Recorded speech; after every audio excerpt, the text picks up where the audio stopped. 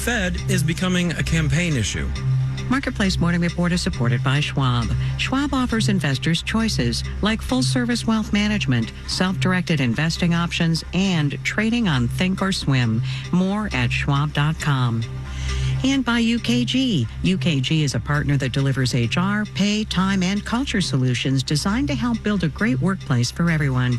UKG, our purpose is people. From Marketplace, I'm Sabri Benishore, in for David Brancaccio.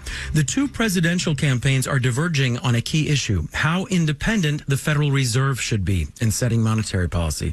The Fed's mission by law is to control inflation and promote employment. One of the big ways it does that is by influencing interest rates in the country. Former President Donald Trump last week said he would want to have a say on interest rate decisions, and this weekend the reactions poured in. Marketplace's Nova Safo has more.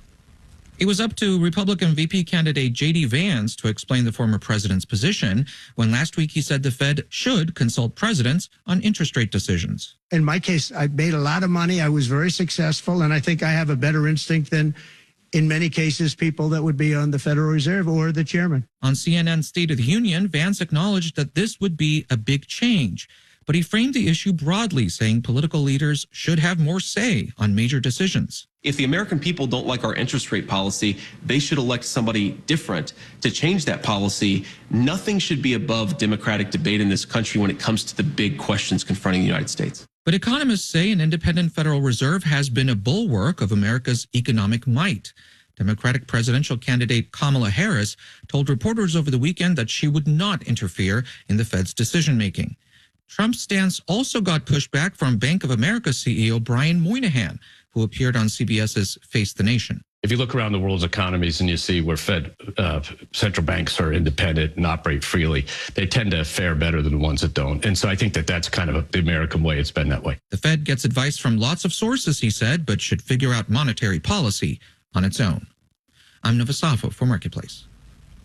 This is one of those weeks where we get answers to one of the economic questions of our time. How are we doing on inflation? On Wednesday, we'll get July's CPI, the Consumer Price Index. That's overall inflation. Tomorrow, we get inflation at the wholesale level. And later today, we get something more psychological, consumer expectations of inflation, where people think inflation is going to be as measured by the New York Fed. Those expectations have been cooling. People think a year from now, inflation will be at about 3%. 5 years from now, they expect it to be about 2.8%. Marketplace's Mitchell Hartman has more. Inflation expectations signal how quickly consumers think the Fed might win its battle against inflation.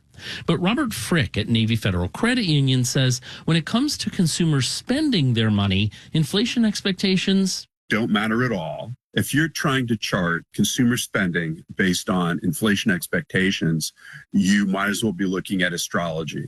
It turns out when inflation's high, consumers don't rush out to make purchases to avoid paying higher prices later. Instead, Frick says, consumers spend primarily based on income, which is rising faster than prices right now. But consumers also spend based on how they feel about their personal finances, which is pretty mediocre, says Denny Coenemsi at Morning Consult. Savings have dwindled and price levels are still taking its toll on the consumer. Because they're so much higher than a few years ago and likely to stay that way.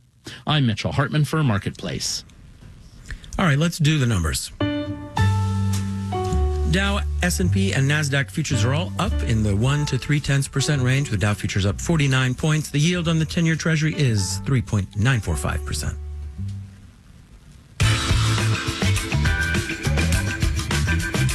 Marketplace Morning Report is supported by Progressive Insurance. On the road and at home, customers can simplify their insurance needs and protect what's important by bundling home and auto with Progressive Insurance.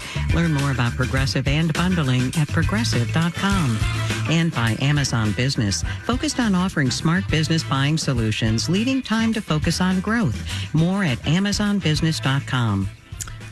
This week, the world's fourth most populous country is getting a brand new city. Indonesia will inaugurate the as yet unfinished city of Nusantara, set to become the country's new capital with a price tag of $33 billion. Another country relocating its capital is Egypt. The new planned city outside of Cairo comes with an estimated cost of $59 billion. And in the past century, plenty of other governments have moved their capitals away from big congested cities, including Brazil, Nigeria, Pakistan, and Tanzania. Marketplace's Daniel Ackerman looked into some of the challenges involved. Indonesia's current capital, Jakarta, has its share of hardships, says Deden Rukmana, an urban planner at UT Arlington. Like pollution, traffic, and maybe most concerning, Jakarta is sinking. Sinking thanks to sea level rise and excess groundwater pumping. But is building a shiny new capital from scratch 800 miles away really a good investment? No, because who is going to go there and stay there?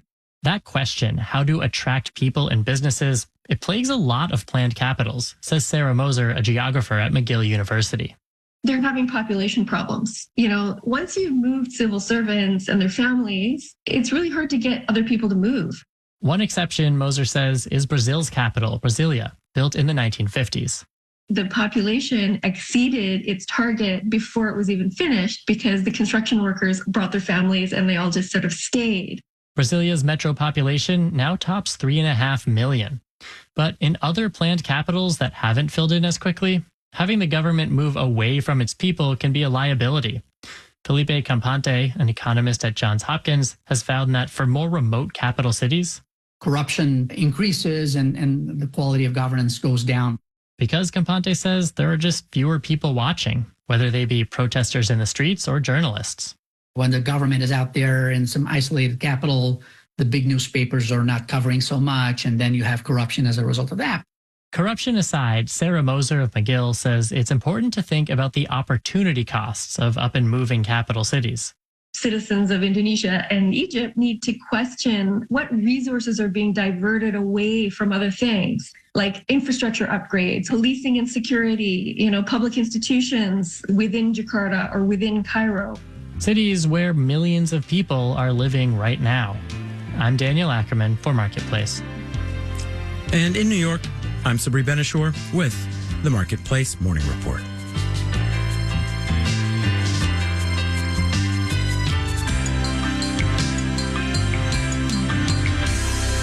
From APM, American Public Media.